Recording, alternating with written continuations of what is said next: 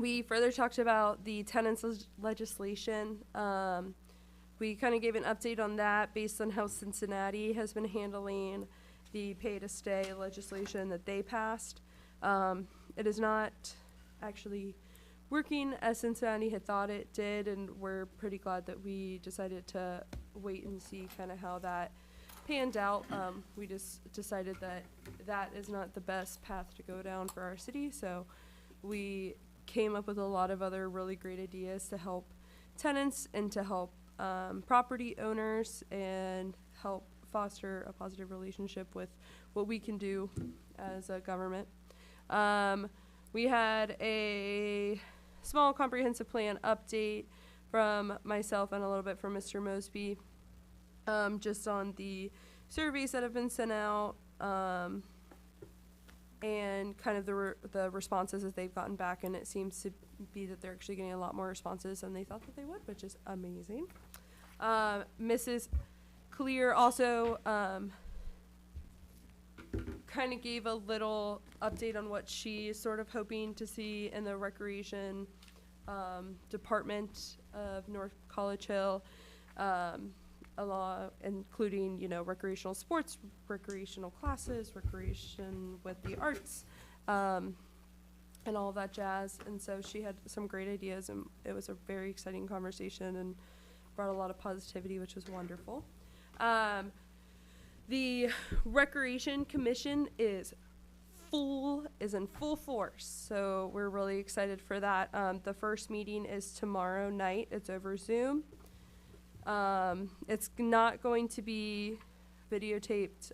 It's just kind of be like a welcome meeting for the people who are involved and the people from council who are involved in recreation as well.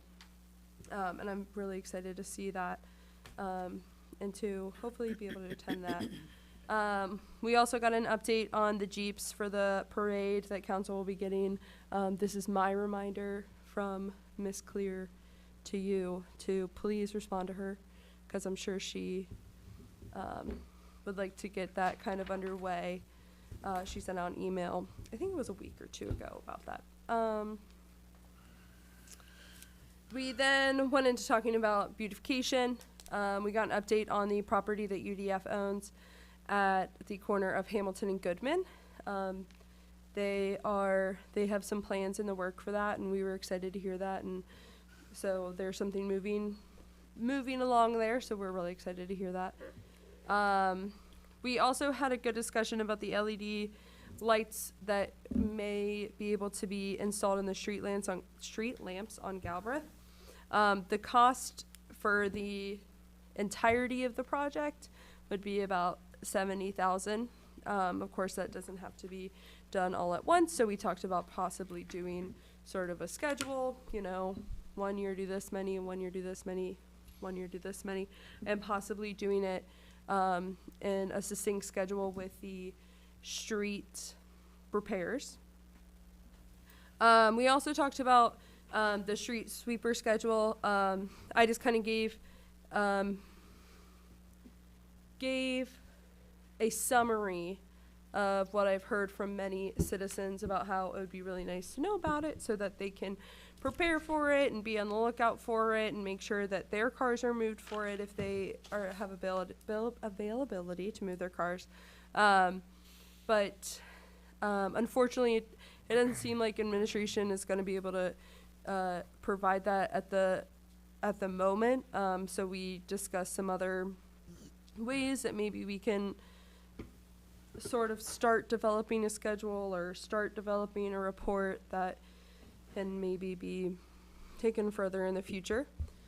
We also talked about the, well, we actually didn't. We were hoping to talk about the business code enforcement in the business district, but we just kind of ran out of time, as well as the endorsement of North College Hill CAC as preferred housing development resolution. I kind of gave an update on that.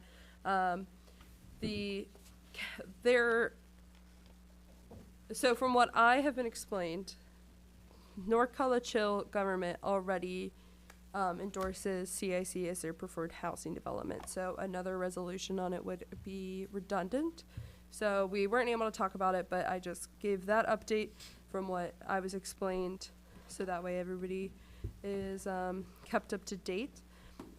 We also didn't get to signage for the city entrances, but that is obviously still on our agenda.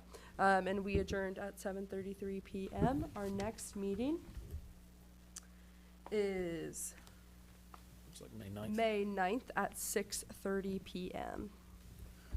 And that is all. Thank you. Thank you, Ms. Anderson. Next, Budget and Finance. Hello. At our finance meeting, we met April 11th, from 7:30 to 8:30 p.m. The first thing that we talked about, we had a guest speaker. Her name was Javette. Is that how you pronounce her name? Williams. And she talked about the funds that they were requesting for the purchase of the trees to plant for the Veterans Park. In addition, they would like to also purchase a Christmas tree. And the planning will be done at the Arbor Day event. Williams has contacted the school and local churches to also get involved with the event. We had a discussion, a small discussion, and our committee agreed to appropriate the funds. I think we have that ready for today. Okay. And then we talked about the second thing on our agenda was the salary range update. And Mr. Mosby had given us some information about Northern Kentucky University and some of the students doing some work to kind of provide us with some information so that we can kind of like make some decisions forward with more information. And then we talked about the debt service, and there was a document that was circulated around, and Mr. Mosby gave more content around that and how we can interpret that document, and so we could see where we stood. We talked about the air conditioner update, which we will have up and running by May. And then we talked about council chambers and updating those and moving those to the finance committee for a little while, just so we can make sure that we are financially being responsible and making decisions around how those finances look. We talked about the salary ordinance and the compensation of individual employees. We actually went out into executive session.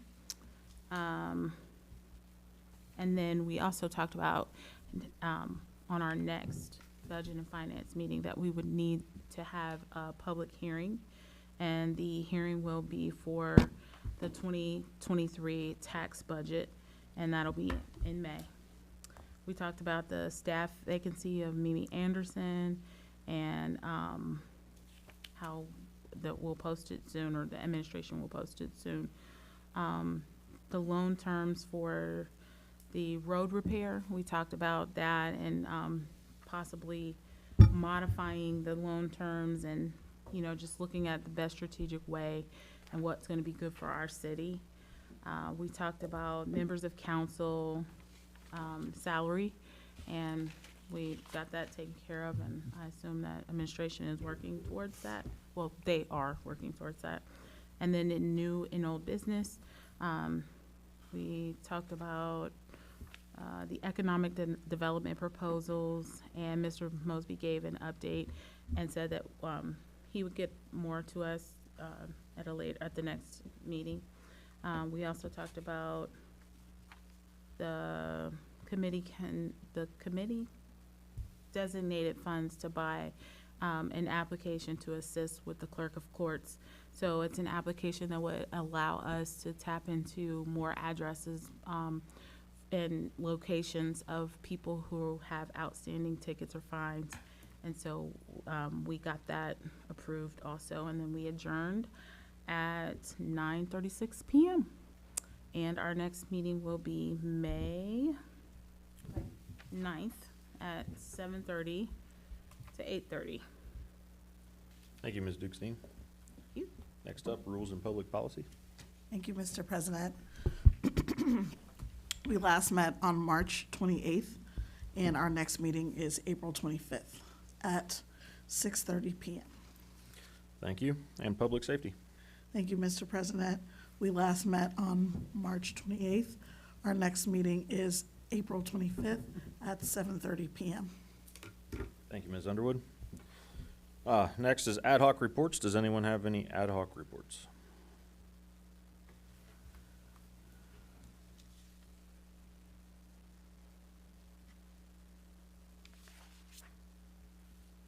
Hearing none, we'll move on to the administrative reports. Good evening, Madam Mayor. The floor is yours. Good evening, thank you. I just have a couple things. First of all, I wanted to remind everyone of the city cleanup day on April 30th. It'll be, you can check in here from 9 to noon. The second thing is, I would like to apologize, first of all, because I forgot to read this, and I'll be honest, I don't have my glasses, so I don't really care to read it tonight. Ms. Zorp had asked for a Women's Day proclamation in March. And I did forget to read it, but we do have it. I can pass it around, or if someone else would like to read it. I can read it. Okay, I just really, my eyes I have been forgot I sent bothering. it to you. I'm sorry. I'm sorry, I forgot to remind you. If you would read it, I would appreciate it. Thank you. And then I did have another question. I noticed on the agenda, when we met about a piece of legislation that's not on here that we discussed, were we planning to add it, or did it still have to stay within your committee, Ms. Dukestein, for the employee that we discussed? I thought it was going to be on today's agenda. I didn't see it on here, that's why I asked. So, okay. I didn't see it forwarded to Mr. Hedger.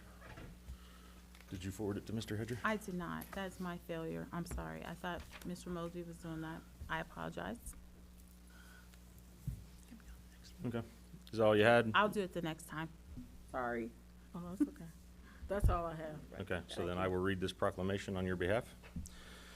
Whereas International Women's Day celebrates the economic, political, and social achievements of women, and whereas women have been leaders not only in securing their own rights of suffrage and equal opportunity, but also in the abolitionist movement, the emancipation movement, the industrial labor movement, the civil rights movement, and other movements, especially the peace movement, which create a more fair and just society for all. And whereas International Women's Day acknowledges the obstacles women still face in the struggle for equal rights and opportunities and their central role in creating positive change. And whereas, according to the U.S. Bureau of Labor Statistics, the median weekly earnings for women were 82.6% of what men earned for equivalent work in 2021. And whereas women worldwide are still denied educational opportunities, with about 129 million girls out of school in 2021 internationally, according to UNICEF. And whereas gender equality in education and in the workforce benefits everyone. And whereas despite these inequities, women continue to make major contributions to our society, ranging from the historical victories of the women's suffrage movement to the current day leadership by women. And now, therefore, Tracy Nichols, Mayor of the City of North College Hill, Ohio, do hereby proclaim the 8th of March 2022 as International Women's Day in the City of North College Hill, and urge all residents to celebrate women's achievements, raise awareness against bias, and take action for equality. And this was signed on the 18th of April 2022 by Tracy Nichols, Mayor. Anyone have any questions for the mayor? All right, next up is the city administrator's report. Evening, Mr. Mosby. I'm sorry. Thank you, Mr. President. Yeah, you can keep that. I just have a few things. I know that I believe I sent to Mr. Hedger a letter that came from Rita. Rita was requesting that there be a designee for their board. So I did want to at least make council aware of that.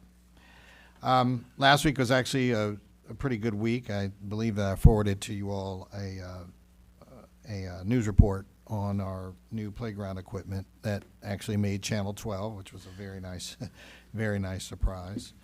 We also had the first of our speed bumps deployed over on Betts Avenue. I actually went out there to take a look at it and see, and it was pretty amazing that people actually slowed down in order to go over the speed bump. So it was already working when, after, immediately after it was deployed. So there will be some more that will be deployed over the next few weeks. Yeah, so those were some of the things. I think I also sent you all a copy of a photo from yesterday. Yesterday was Easter, and some of our police officers were engaging with some of our youth, and it was just a very good sight to see our police officers engaged in a very positive way. I did want to also say that I do hope that everyone who celebrates Easter had a very good weekend. And finally, I would be remiss if I were not to wish our mayor a happy belated birthday, for her birthday was this past week. She's 29 years old. And so yes. So that was about, there's a couple of other things. We met with a contractor today regarding, as I believe someone mentioned, the renovation of council chambers. They are supposed to be getting back with us within a few weeks, the design for the project. At that particular point in time, I will give you the estimate based on what has been talked about, how much that would cost. I do want to also mention, because I believe that Ms. Dukes-Dean had mentioned it earlier, but given the fact that we're probably going to be working on all of that together, it probably will not be in our best interest to try to do the HVAC separately. So we're going to propose to do all of that together once we get the plan for that. And that is about all I have right now, Mr. President. Thank you, Mr. Mosby. Any questions for the city administrator? Mr. President, Ms. Anderson? will that push back the date then for the AC being installed? Yes. Mr. President, Ms. Dukes-Dean? do we have a backup plan for cooling? Well, actually, I do. Okay. That would be nice to know. So, yes. I've been working with the executive director of the Clovernock Center for the Blind. So the goal is that during the summer months, that's where council and the committee meetings will meet, at the Proctor Center. Mr. President, Ms. Blythe? what's going on with the AC? Why is it being delayed, Mr. Mosby? Because we're going to renovate the council chambers. Oh, okay. Thank you.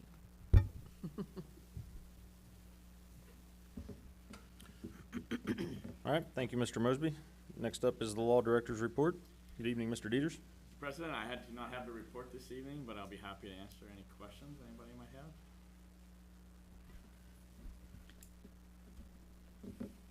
Mr. President, Ms. Dukes-Dean? Mr. Dieters, I guess it's a dual question. Was I supposed to talk to him about the compensation for council? The changes in the compensation for council? No, we've, Yeah, I think we've taken care of that. Okay. right. Touche. Sorry. Just want to make sure, because I dropped the ball over there. on that. No, we took care of that. All right, thank you, Mr. Dieters. Next is Finance Director's report. I do not see our Finance Director with us this evening. So I'll take this. Mr. President, I will say this. Yes, Mr. Mosby? We are, I know she's not here, but we're actually close to finishing up 2020 for the financial report, so that should be done before the end of this month. So I did want to make sure that council was aware of that. Thank you. All right, we're at call of members, starting with Ms. Dukes-Dean. I, too, would like to wish Mayor Nichols a happy, happy birthday. And she did not turn 29, she turned 21. We're sticking to it. Our girls are now older than us. That's right. I was happy to see the article on the playground equipment. I shared it on my page and was pretty proud of that. I'm always happy to see kids happy, and things of that nature is going to bring them happy, make them be happy. Other than that, the Easter was great. That's it. Thank you, Ms. Dukes-Dean. Next up is Ms. DeWald. Welcome back. Thank you. I really have nothing for this evening. Thank you. Ms. Underwood? Thank you, Mr. President. I too would like to say happy birthday to Mayor Nichols. We are all the same age apparently. And noticed that you had a birthday also with someone else I know. I didn't know that you guys were birthday twins. Yeah, we are, Yeah. if we're talking about the same person. Yes, I'm sure we are. I would also like to welcome two new members to the community of North College Hill. My daughter and her boyfriend purchased a house home in North College Hill.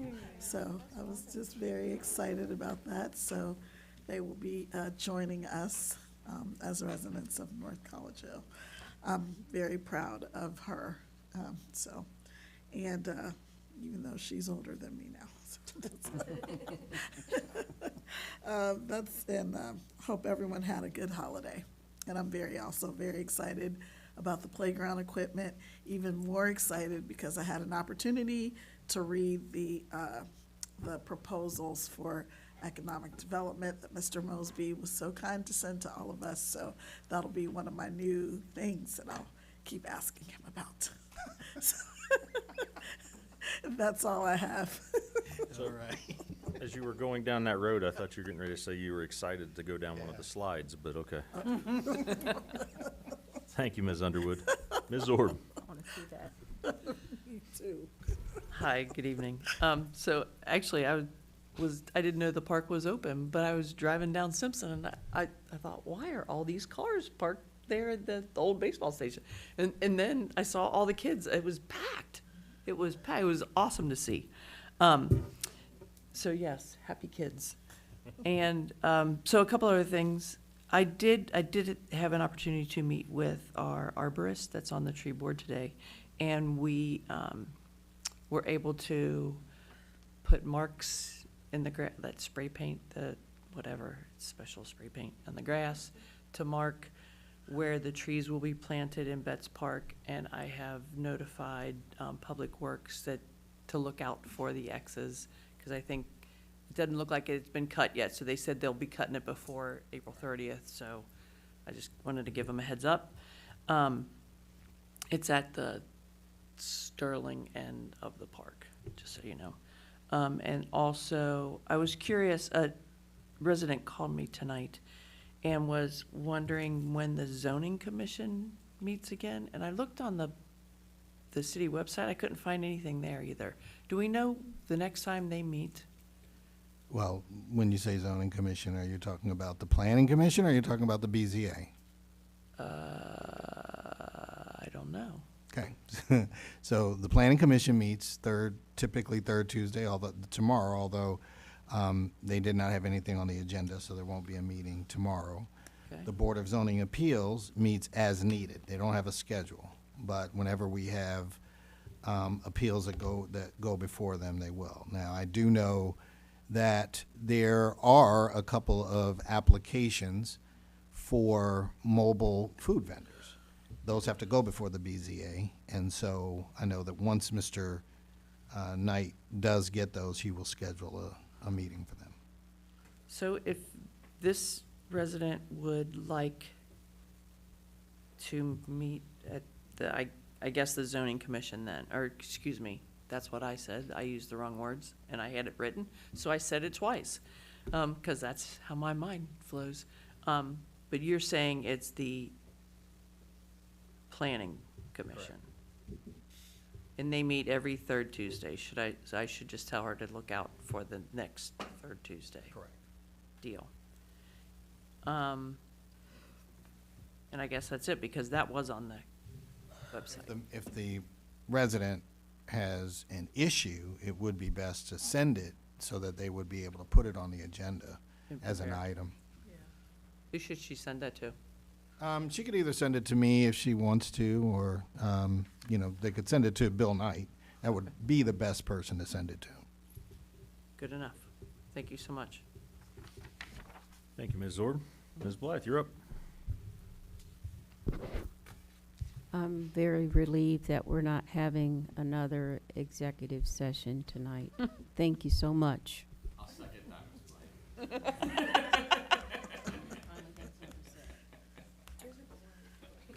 Thank you, Ms. Blythe. Ms. Anderson. Knock on wood. Thank you, Mr. President. This is the second city cleanup in a row that I'm going to have to miss. We're taking our dancers to Columbus for their competition, so I will send my love and my loving, my willingness to clean to all of you because I will not be there. Also, happy belated birthday to our mayor. I hope it was a wonderful birthday. I'm sure it was. I also want to say thank you to administration for installing the speed bumps on Betts. I loved seeing all the really happy citizens on Facebook posting about how appreciative they were and how many people noticed, and it was really nice to see positive feedback from everybody.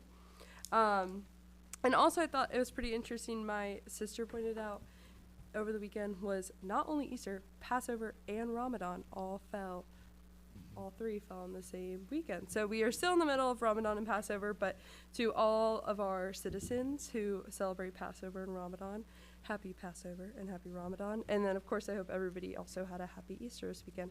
And that is all I have. Thank you. Thank you, Ms. Anderson.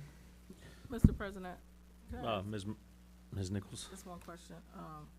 Maybe Mr. Mosby knows, because I certainly don't. Did we have a list of the streets that was gonna get speed bumps? I don't know if it was discussed in, safety or one of the other committees. I have a gentleman he really wants a speed bump on Clovernall. And as I stated before, there are a ton of kids on Clovernall. The answer is yes. What we did say was that we were going to prioritize by what kind of streets there were, basically looking at through streets, not, of course, I would call them the main streets, so we wouldn't not put them on Hamilton and Galbraith, but if you're looking, we're looking at streets like Savannah, Leboydo, Clovernall,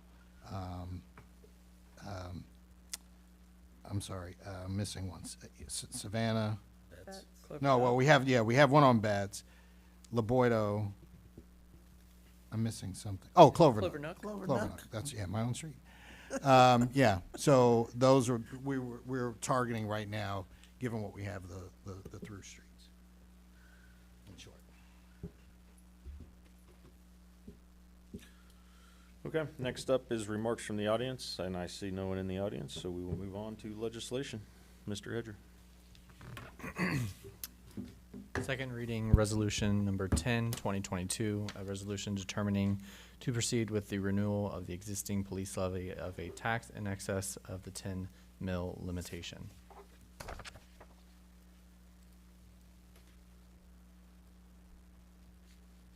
Proceed.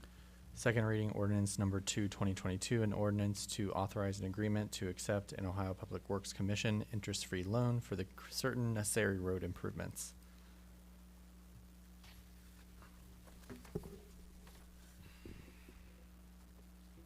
Okay. First reading ordinance number 3, 2022, an ordinance making additional appropriations. Mr. President. I had Ms. Anderson first. I was just going to ask a clarification question. Is this the additional appropriations for the trees? Yes. Yes, these Okay. are appropriations for the trees and then also for the mayor's court, as Ms. Dukes-Dean had mentioned. So it's, sorry, Mr. President. Ms. Anderson. So it's one ordinance for both? Okay, thank you. Mr. President, I'm sorry, yes, because I nodded my head. I apologize. Ms. Underwood. I would like to move to suspend the second and third reading of ordinance number 3-2022. Mr. President, Ms. Anderson. I'll second that motion.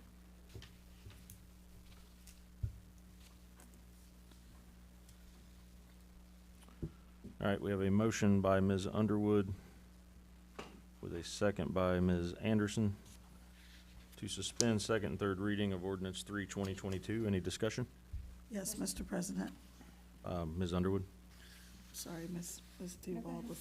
I just want to make sure that everyone knows what ordinance 3/2022 was.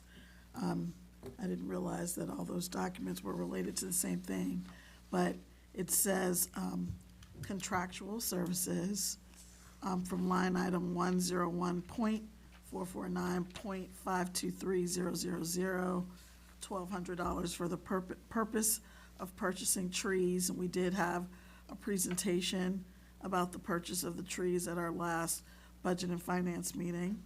And also from line item 101.703.523225, computer software, the $1,800 for the mayor's court software, and that total would be $3,000. And that is what ordinance 3/2022 is. And I would just like to encourage my colleagues that we don't need to wait or, for the purchase of the trees or the software.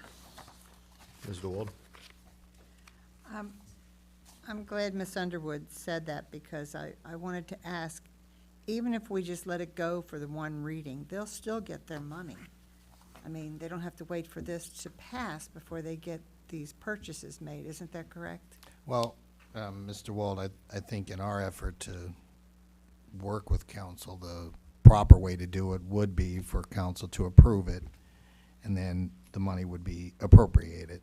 And so that's what we would typically do. So if you approve it tonight, the funds will be immediately transferred tomorrow, and they'll be available to make the necessary purchases. So even if we don't approve it tonight, then the money is not moved until Correct. we approve it. Correct. Thank you. All right, motion to suspend second and third readings for ordinance 3/2022 by Ms. Underwood, second by Ms. Anderson. Please call the roll, Mr. Hedger. Dukestein, Yes. DeWald, Yes. Underwood, Yes. Zorb, Yes. Blythe, Yes. Anderson. Yes. Motion passed 6-0. Shocked you didn't. I Thank you. was.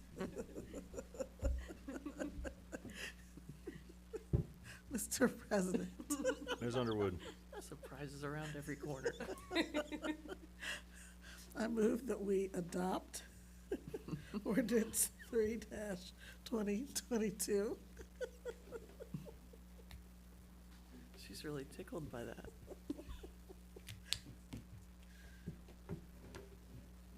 Need a second? Sorry, Sorry. Mr. President, I'll second that motion. All right, motion by Ms. Underwood to adopt ordinance 3/2022, second by Ms. Zorb. Any discussion? Mr. Hedger, please call the roll. Dukestein, Yes. DeWald, Yes. Underwood, Yes. Zorb, Yes. Blythe, Yes. Anderson. Yes. Motion passed 6-0. Thank you.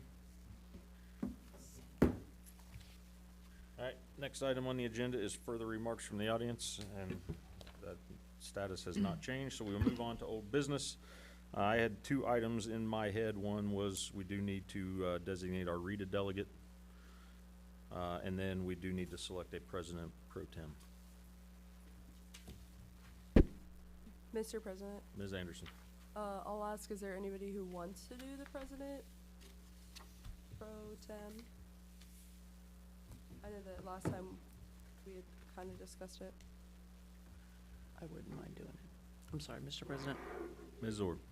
I would not mind doing that.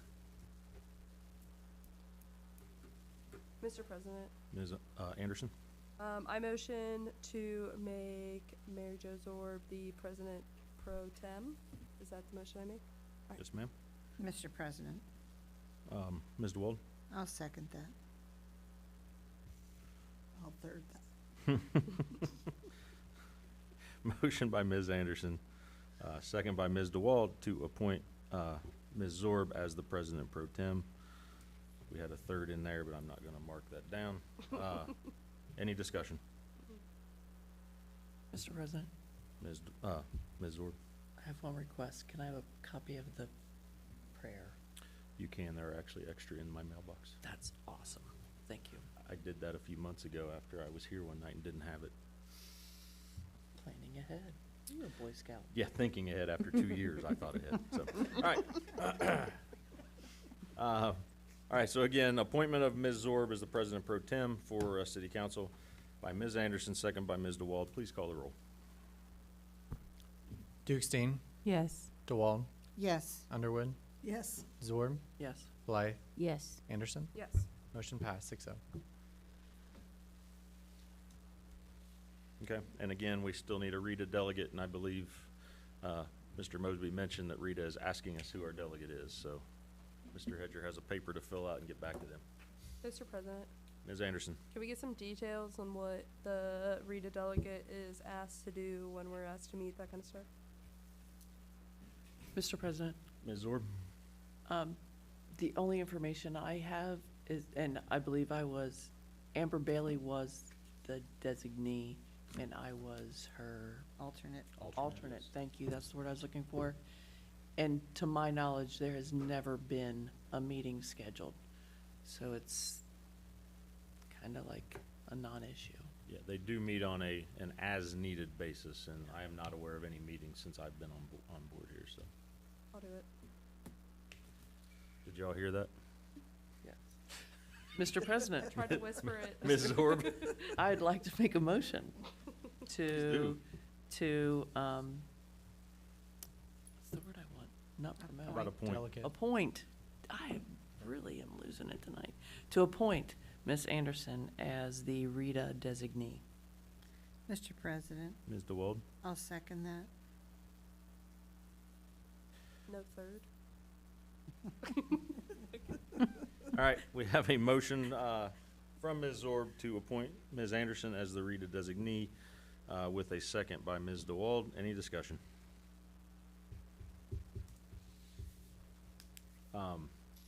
This does maintain Ms. Zorb as the alternate. Mhm. I'm okay with Okay. All right, please call the roll, Mr. Hedger. Dukestein, Yes. DeWald, Yes. Underwood, Yes. Zorb, that. Yes. Blythe, Yes. Anderson.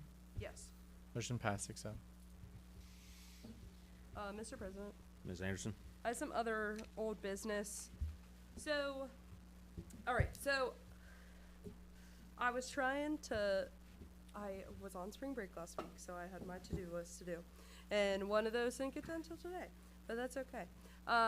So I know that we've had a lot of people come to us recently asking for stop signs to be added to their streets or places near them that they feel kind of have unsafe blind corners and whatnot. So I called our law director and asked him what would need to be done for that. He informed me that for what he knows or what the knowledge is so far, that we would request a traffic study to be done, and then if the traffic study finds that a stop sign would be appropriate, then that is pretty much all in administration's hands, and we don't really have much to do with that. So I was hoping, I know that the one spot that we've been talking about is Emerson and Parrish. So the first thing I want to do is motion for a street study to be done on the corner of Emerson and Parrish. Mr. President, I'll second that motion. I don't know if I don't know if it'd be called a street study or a traffic study or whatever, but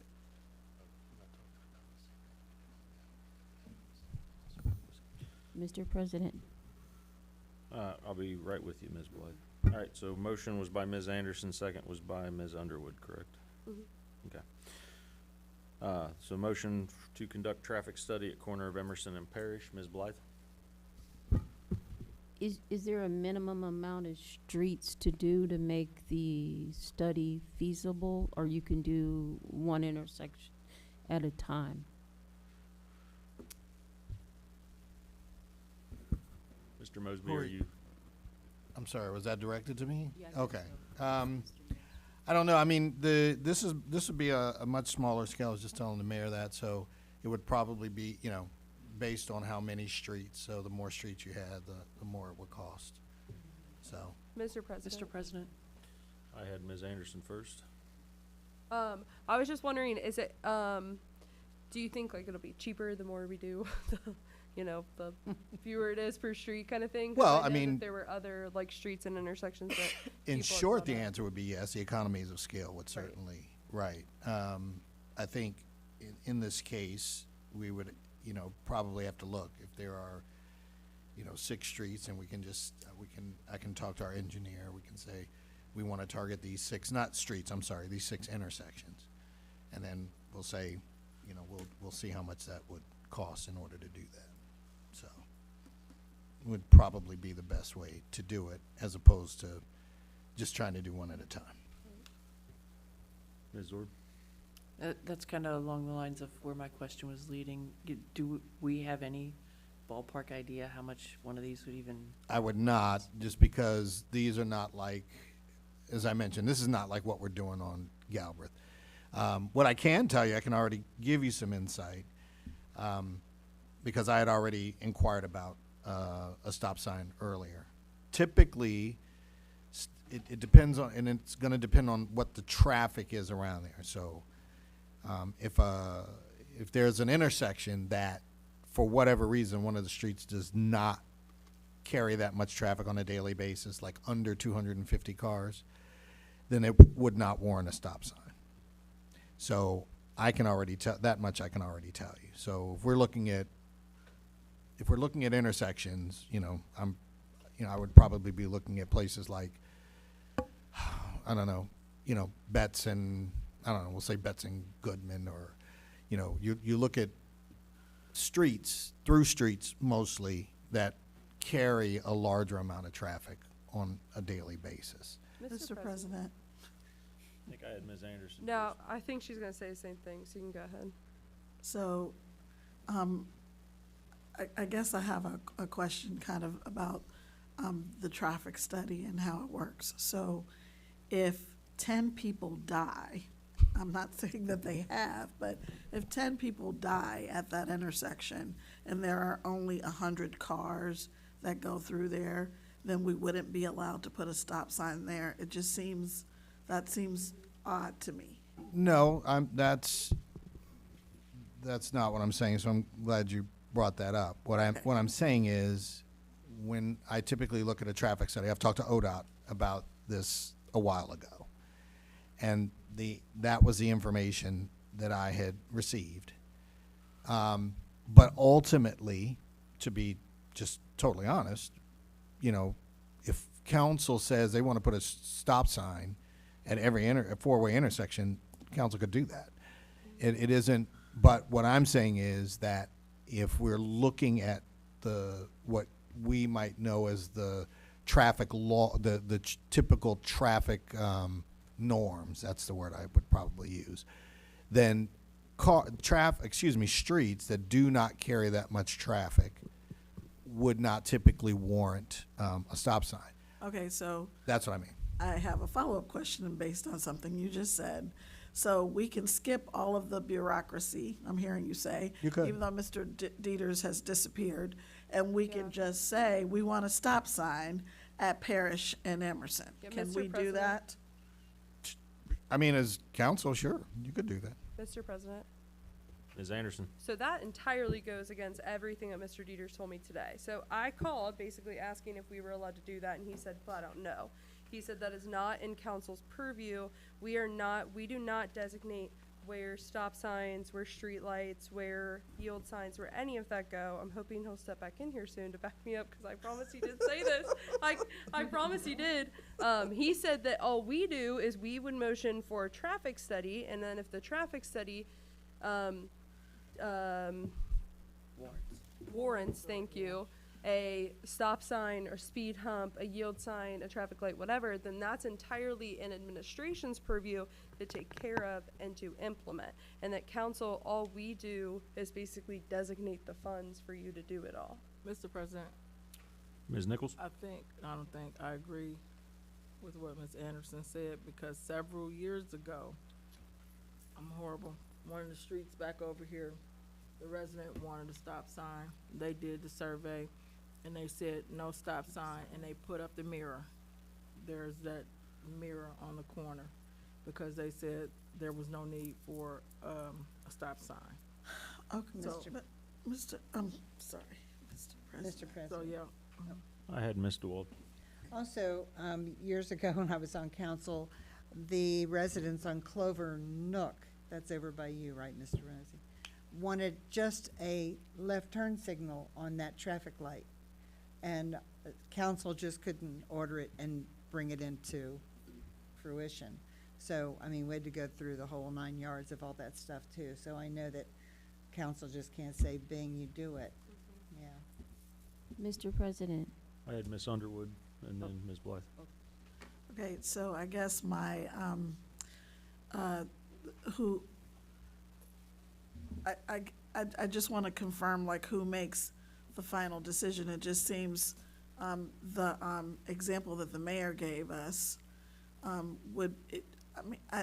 don't know how an outside company could possibly discern whether a stop sign is needed in a local neighborhood based on a small sampling of traffic or a small sampling of what happens at a particular intersection. I would imagine that traffic is busier at certain times of the day, certain times of the night, and certainly if the residents are noticing an issue at an intersection, I'm troubled and dismayed that there wouldn't be something that we can do about that. I'm not sure that, I don't think that that was what I said, or at least I hope I didn't come across that way. No, There- that's not what you said. Okay. It was just, I'm hearing examples of where the traffic study was done, and the recommendation was made that no stop sign was needed, and, you know, that gets up my fight. Like, that's the fight that I want to choose. Well, let me, if I could give you maybe a different example. Our city has, I better get this number right, I believe it's 13. I believe it's 13 signals that we have. According to traffic standards, those signals should be no less than 800 to 1,000 feet apart. Our signals are much closer than that. Now, are they going to come in and tell us that we have to remove them? No, because ultimately, we're a municipality, we're incorporated, we can decide where a signal is going to be. What I was simply telling you, what I was at least trying to inform council, is that when we're talking about traffic studies and when looking at traffic patterns, there are several things that traffic engineers look at, and they don't just base them on the, as you pointed out, they're not necessarily looking at the local situation. They're looking at traffic on more of a nationwide level. So they're looking at averages, you know, over several different municipalities. They look at regions and all of that. And so that's how they come to these, to most of the numbers that they do. And the reason I know that is because I used to work for ODOT. So I have some background in how they make those determinations. So when I was inquiring about a stop sign, for example, I understood why they said we would not recommend a stop sign in that particular location. Now, there is a stop sign, for example, on Clover Nook. Some of you may know about this, but there's a stop sign there, and the reason why that stop sign was there is because at the time, we had students who would cross the street to go to attend Clover Nook. Well, Clover Nook is closed, but did we get rid of the stop sign? No. Why not? Because our residents are used to a particular traffic pattern now. And so in order to just go in and simply quote-unquote remove it would change drastically their traffic habits. You can look at other examples. I can give you another example, and not in our city, but if you look at our neighbor to the north, Mount Healthy, they actually ended up removing signals on Compton Road. They removed them. There were signals that were located at Perry and at Seward. Those signals are no longer there. And there was a reason for that. They had done a study, and so in order for them to make traffic flow more smoothly, they removed those signals. Now, you know, and everybody's not going to be happy about that, but I'm just saying, I'm just sharing that with you to kind of tell you what that means. But certainly for Ms. Anderson or council to motion to have a traffic study done, we can do that, absolutely. Mr. President. All right, Ms. Blythe. My question is too, so I guess the southwest quadrant is kind of, streets are a little bit narrow there, but it's kind of scary when you're going through some of those four-way intersections and you don't know if someone's gonna stop. And my thing is, so many, unfortunately, people that drive through our neighborhoods, instead of going 20 or 25, they're going 35 and 40 on residential streets. So you're saying that even in, I would just say, the southwest quadrant, there are four-way intersections that don't have stop signs? Because that sounds dangerous. I'm talking about signs, not electric lights. Right. No, I was using that as an example, but I mean, if you look at, if you look at, Griesmer and Goodman, that's a four-way stop. Mm-hmm. There's a four-way stop at Griesmer and Parrish. They have stops signs there. Yeah, 'cause that it was the is- point that I was making. Mm-hmm. But again, I was just, and I don't mean to take up council's time. I was just trying to give a little bit of a better explanation, just so that you would have a little bit of a better understanding. You are correct, by the way. It is a little Let me. creepy when you're at Goodman and you can't see left or right because cars are parking too close to the intersection, and you stop and you want to kind of peek down Betts, but you can't see it, so you just go on out. But, I mean, I know there's stop signs there, but sometimes you wonder if the people are going to stop. That's a different subject. Mr. President, I know, if just one other thing, because I think that Ms. Blythe is really touching on something that's important, so if I just may take a minute. Every single one of our quadrants is unique, every single one. And because of that, the traffic patterns in every quadrant are not the same. And so, again, if council wishes, yeah, we can absolutely, conduct a traffic study. But I do think that the point that you're raising is a good one. For example, if you look in the southwest quadrant, that's where we have most our one-way streets. We don't necessarily have those in the other quadrants. So we do have to look at each one, and which is it does make for an interesting challenge for us. But again, I just want, I'm hoping that I'm conveying that, traffic is it can be a complicated beast sometimes. But it is one that ultimately council, would decide, and hopefully it would be with recommendations, what would be the best course of action. We can't always do everything to eliminate every problem. I think you all understand that. But if we can do things to mitigate, then yes, I would totally agree with that. Okay, Ms. Anderson, I believe you said something, and then we're gonna get back on task here. I was actually hoping to say I would not like to vote on this until we hear from Mr. Dieters. I feel like a lot of the questions that we have could be really well cleared up, but I'm not sure where he is. So for the time being, can I withdraw my motion? Because I don't want to have anybody vote on this if we don't have a clear answer on the law about it. So I'd like to withdraw my motion.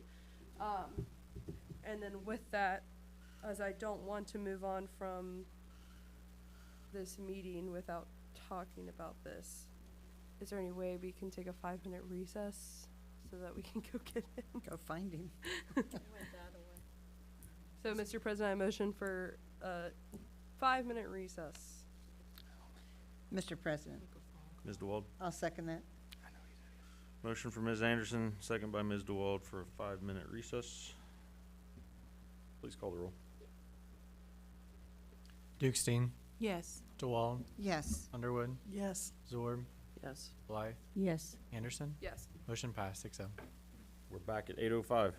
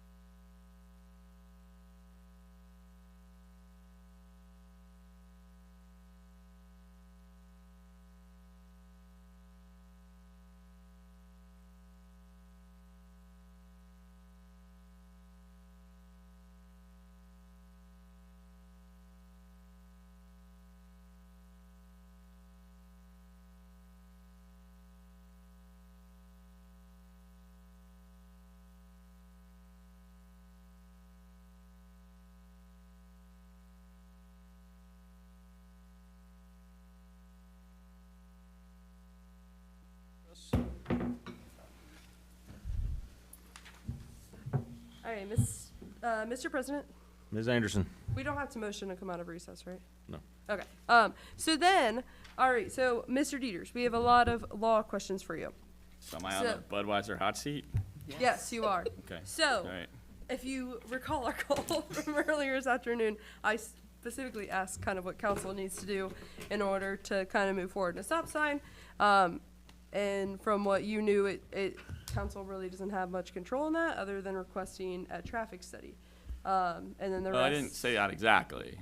I said I don't know if council has the authority to do it. Okay. And I wouldn't, and I think it'd be very unwise for council, even if you had the authority, which I don't believe you have, if I was gonna guess, to just go ahead and start legislatively saying we're gonna put a stop sign there, and we're gonna put a traffic signal here, and we're gonna put a yield sign there, because you're not traffic experts, and every single time you put something into a traffic situation, you have a cause and effect. And just because someone wants a stop sign on their corner, or they want a speed bump on their street, or whatever that's not taking into consideration anything that's happening anywhere else in the city. So I don't think every stop sign in this city, there's an ordinance that I can say, council passed an ordinance in 1959 to put that stop sign on the corner of Merle and Galbraith. Right? If they did, it was a smart choice. That was a good one. Yeah, it's a street going to my office, so I like it. But I mean, that's the only thing I was saying is that, I think it's probably more, in my mind, like, a speed limit, like I talked to you about, is a law, right? Passing something that says no Jake brakes in an urban area, that's a law, that's behavior.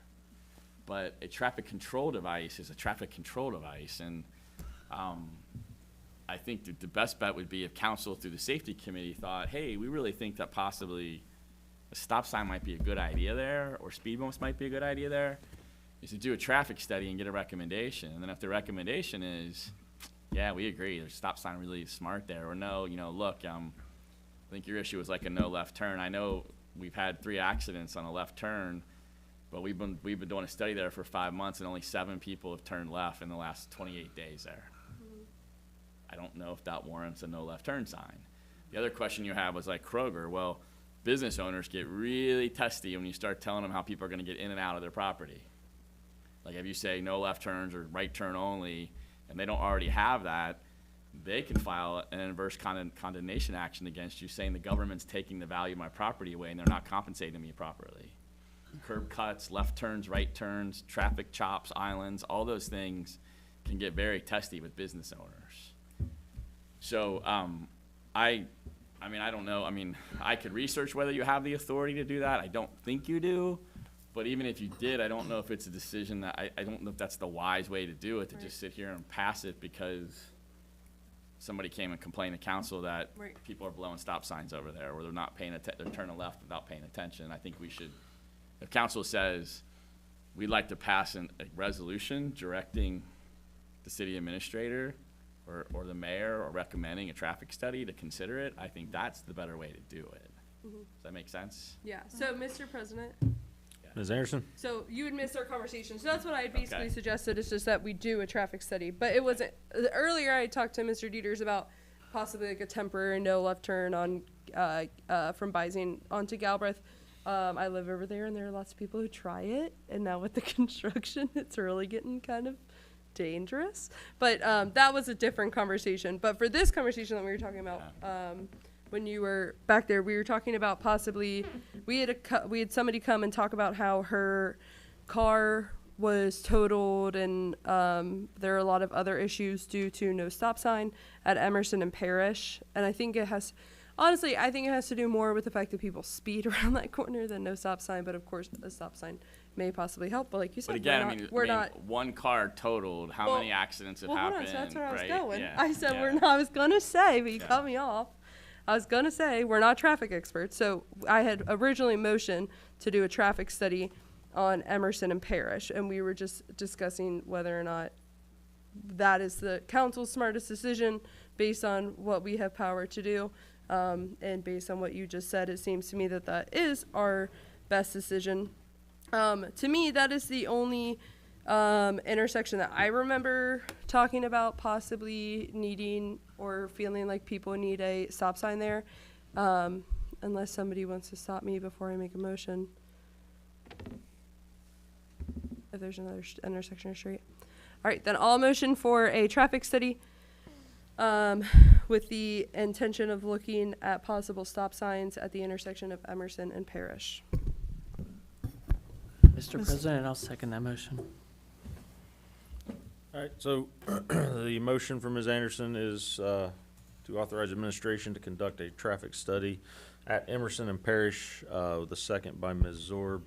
We'll go to discussion, although we've already had plenty, but I just want to make sure, because we talked about getting more bang for our buck by doing other intersections, so we just want to make sure that at least Emerson and Parrish is included in that, correct?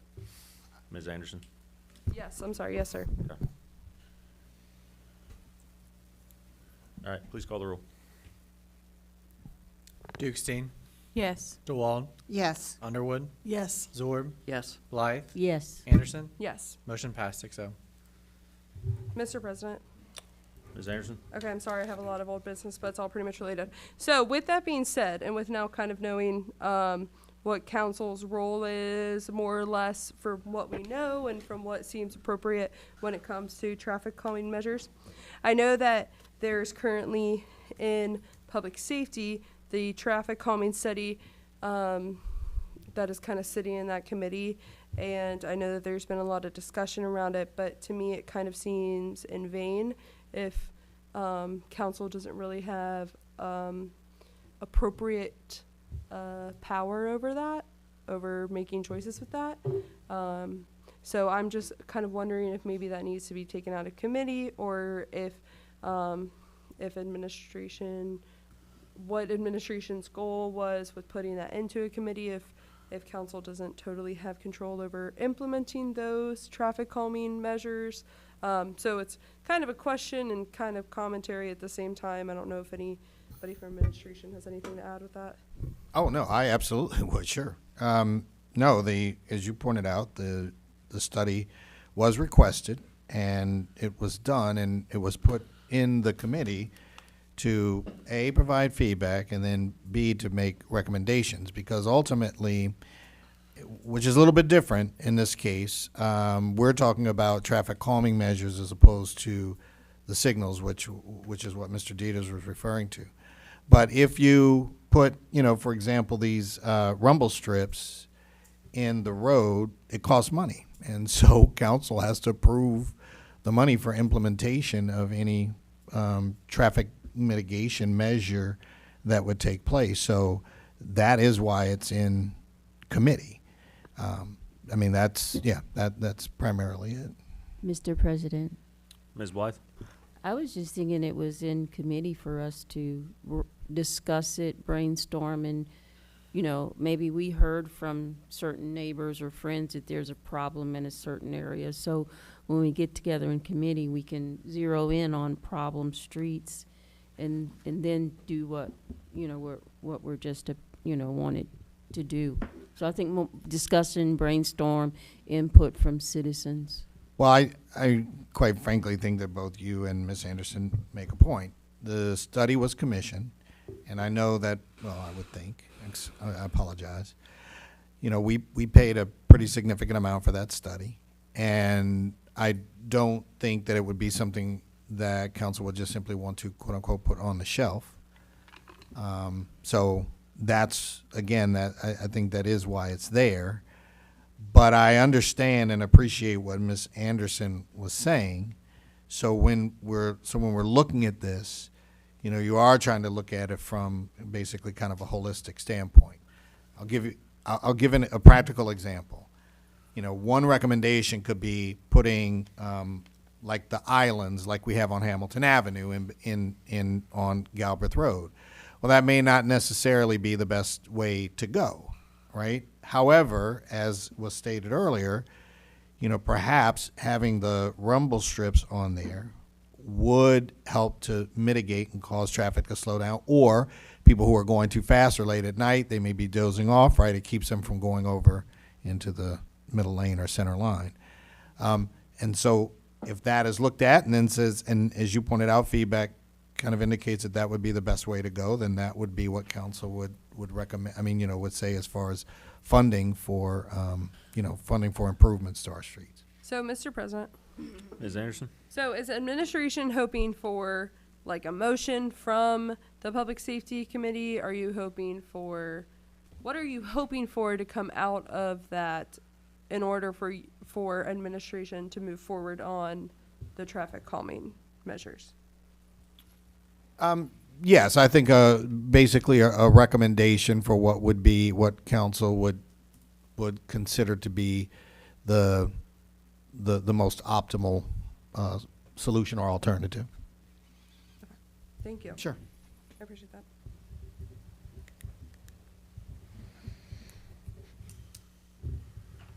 Any other old business?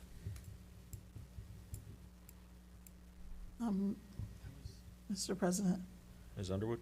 I'm not sure if this is old or new business, but if it's not old, then you can correct me. I think Mr. Mosby, he's over there smiling. He knows what I'm about to ask him. So what happens next with the economic development proposals? Mr. President, may I? Okay, so we've already received we've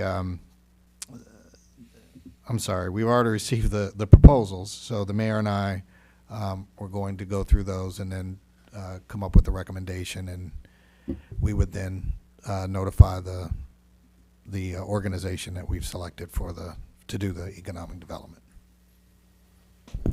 Mr. President? Ms. Anderson?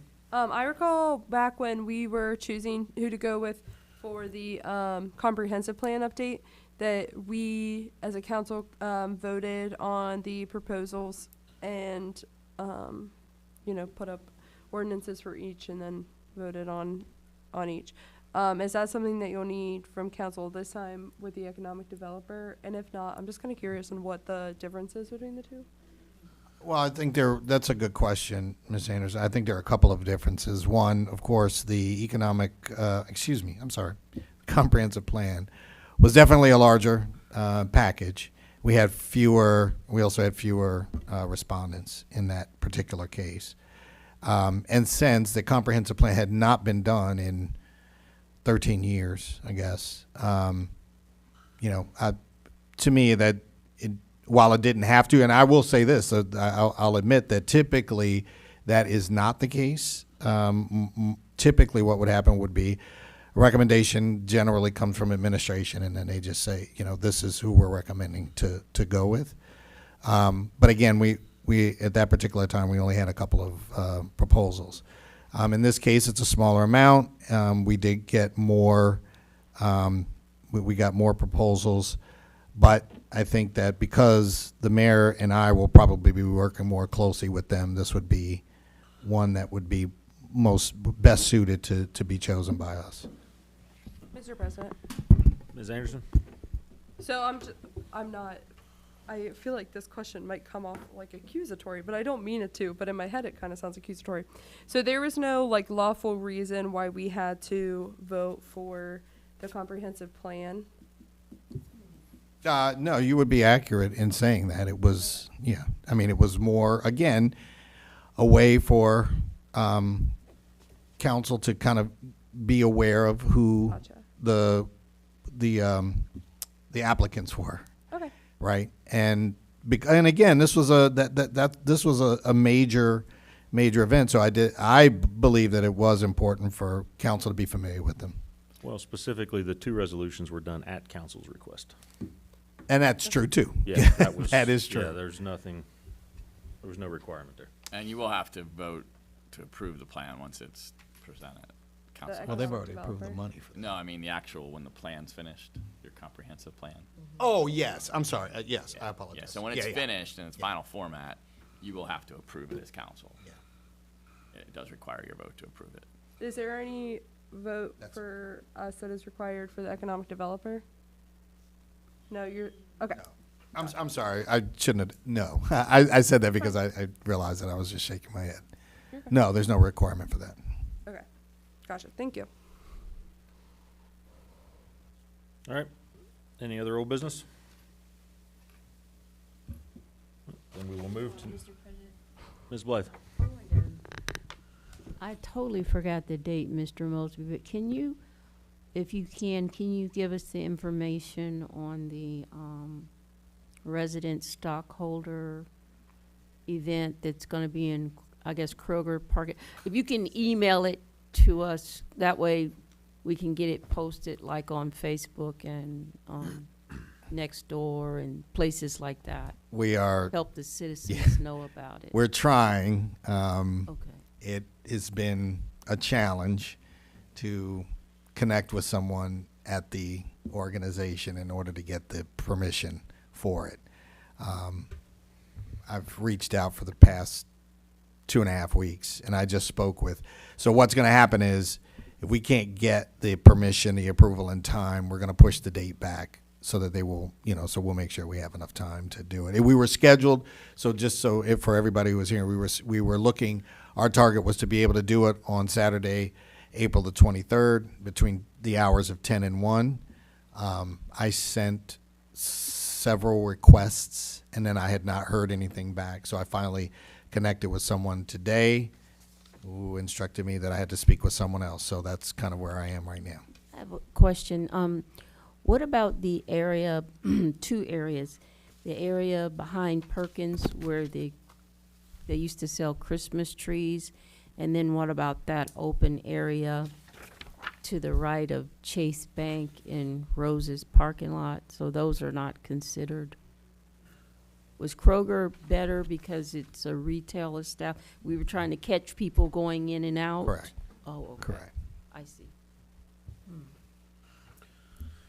Okay. Roses would have that same, but not as many shoppers. Right, they wouldn't have the volume of Amount traffic shoppers that to stop Kroger them and has. ask Yeah. them. Okay, I got you. Okay.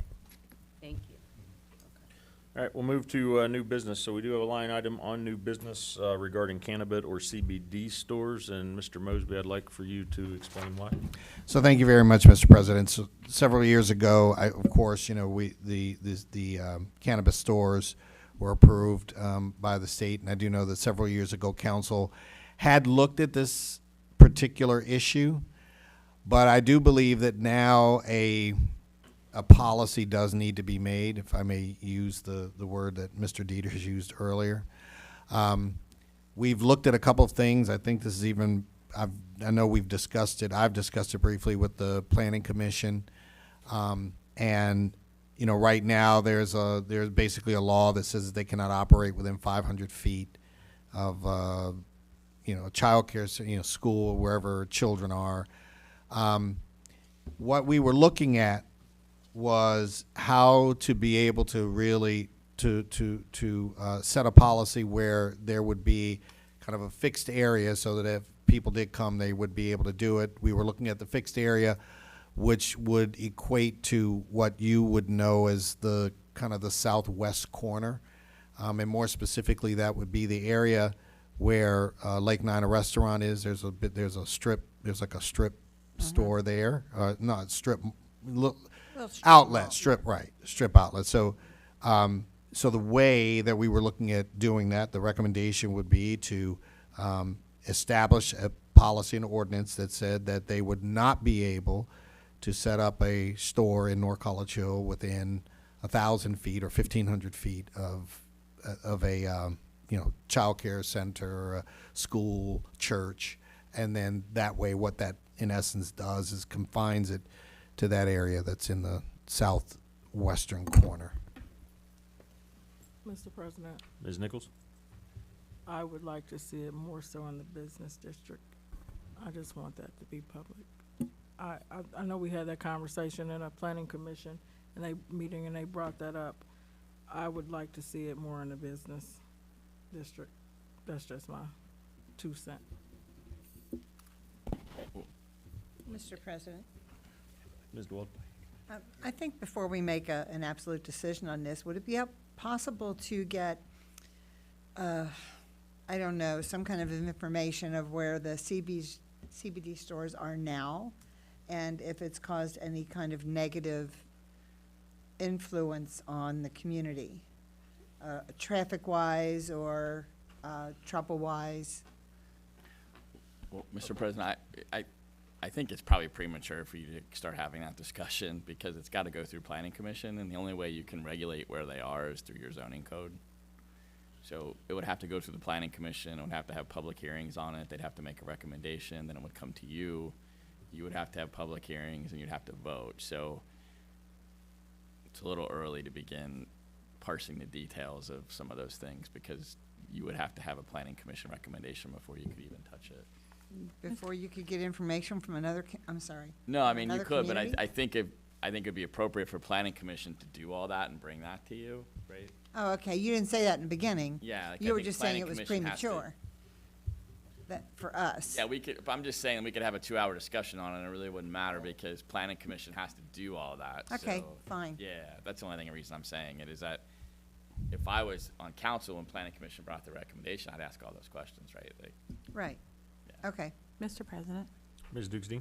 so this is a whole go for North College Hill? Because I haven't heard that before now. I'm sorry, ask that question again. Are we doing this? Mr. President, I want to apologize because I may have confused. When I was bringing it up at new business, I was only trying to bring it to council's attention, not necessarily, as Mr. Dieter said, I was not intending for anybody to take any action or anything like that. It was really more to make them aware that we have had inquiries about whether or not CBD stores would be able to set up shop. And so that's why I was bringing it to council's attention, because we would need some kind of guidance as to how to direct them. Absent that, as Mr. Dieters actually said, if you look at the rules or the laws as they currently exist, if there was a store, they would have to do exactly what he said. They would apply, go through the planning commission. But absent any direction from the planning commission would basically just have to tell them yes. So that's why I was bringing it up. Mr. President. Ms. Zorb? So, Mr. Dieter, so what I think I'm hearing is, as long as this pie-in-the-sky company comes in and questions the planning commission, if they are outside of the 500-foot limitation of schools and daycares, the planning commission has no, basically, jurisdiction to block them? Is that kind of what I'm hearing? I don't know if that's what it says currently in our ordinance. I'm going to assume it has. I haven't read it, so I don't want to assume something. I don't know that we have a specific ordinance. Yeah, so I don't even know if the 500 thing might be a state law. That is. Okay. Okay. All right. But they have to meet the requirements of the underlying zoning. So they couldn't put it in a residential area because you can't put retail in a residential area. But assuming that they met the requirements in the underlying zoning, whatever that is, you would not be able to regulate based on the fact that they sold CBD or they sold medical marijuana to stop them from doing that under a current situation if they met retail requirements. Now, having said that, there might be something in our zoning code that might allow us to stop it, but I don't know specifically. I know that when they first when Ohio first passed the law to allow for medical marijuana, a lot of jurisdictions did like a 18-month moratorium on approving them just because they didn't know what they were, they weren't sure what was going to happen. Those can work in the short term. Like those will be upheld by a court in the short term, but in the long term, you can't just keep doing moratoriums over and over and over again. You have to permit at least something like that to be somewhere. You can't say, we won't have it in the city of North College Hill. You're going to have to identify some place where it can be. And then you've got to be reasonable in that regulation. But right now, I would think, yes, the answer to your question in the short is, right now, if they met all the other underlying zoning requirements, we would not be able to regulate it. And Thank then, you. Yeah.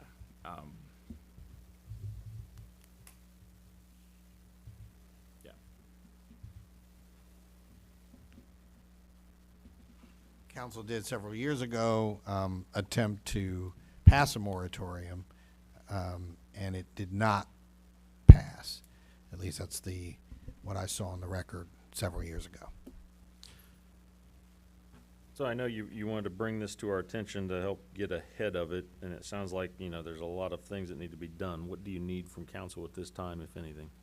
I think as Mr. Dieter said, the idea is for us to basically kind of get the ball rolling. It would be for, planning commission, basically to make a recommendation.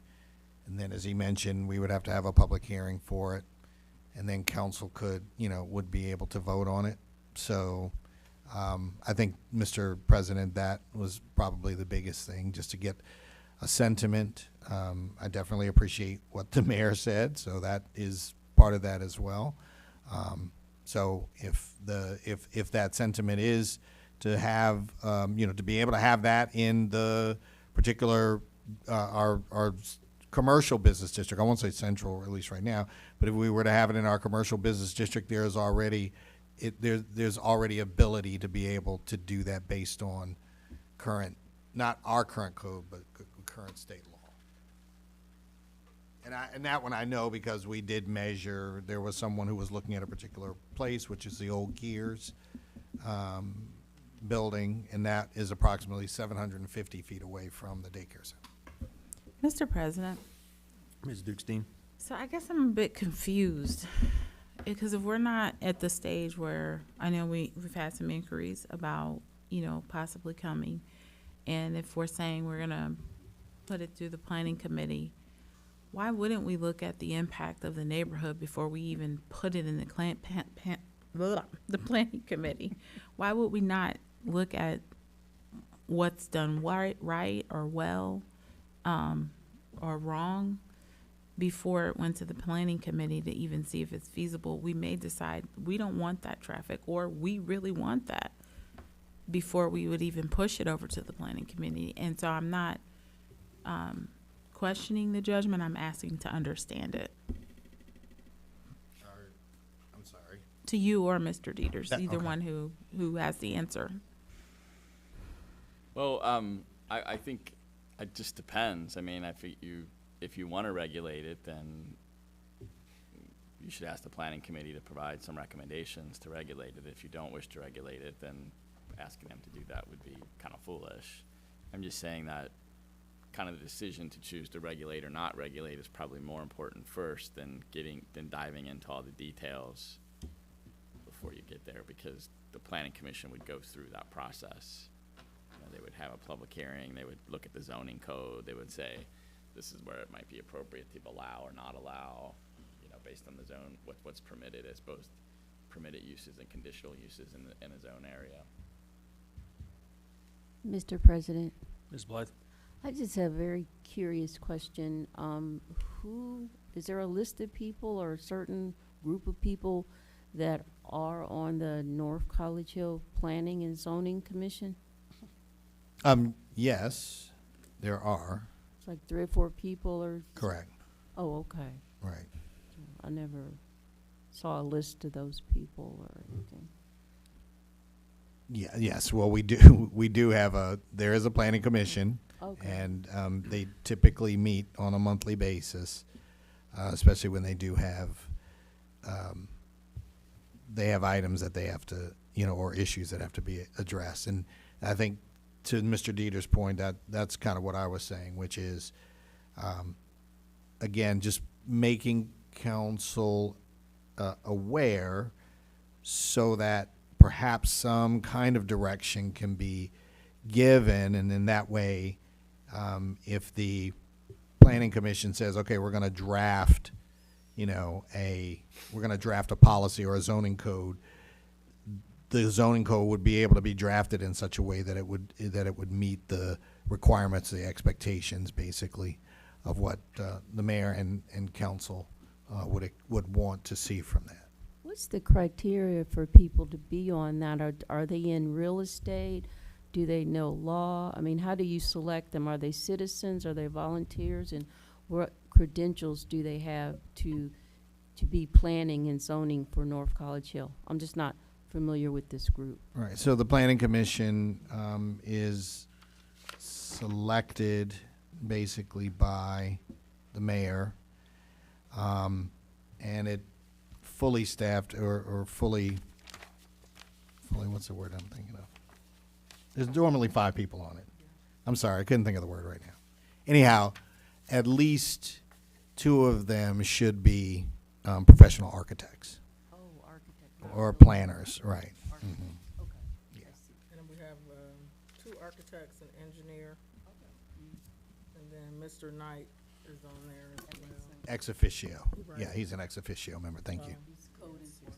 Okay, thank you. And we are looking for an additional person as well. 6 members. Curious, thank you. Mr. President, Mr. President. Ms. DeWald. I wanted to ask of Mr. Mosby or the mayor, is it possible that we could have a list of names of who's on what commissions for the city? You know, like the CIC, and we just mentioned planning, and then, I can't think of the name of the other one. The planning is what she was referring to. I know she was referring to the planning, but we have other commissions. That's correct. Like the Civil Service Commission. Civil service, that's the one I was thinking of. And that if we could have a list of those names, that would be great, because they've got our names. However, they never reach out to us. But, I just might have broken the chain now. So, and then also, you did mention that business on Goodman Avenue, next to the eye doctor there's a foot doctor and eye doctor, and then the laundromat. It used to be Gears. There was always some kind of a business back there. Is that business just extended itself and bought the Gears, or is it? Yes. So there is a business back there. It's like a construction training, but they bought that building, yes. Okay. So 'Cause they own both buildings. Okay, thanks. Mr. Hedger. Thank you. I just wanted to inform council that in Article 10 of the charter is where the board and commissions is detailed and located, to where you can look to see what the requirements are for each commission. Mr. President, Ms. Anderson. is there, for some reason I thought that there was a place on the website where all of the names were listed or were supposed to be listed for all the commissions and committees and all that stuff. Is that not on the website? Am I mistaken? Right now I can't tell you. I can check and if Right. it's not. But yeah, we are working to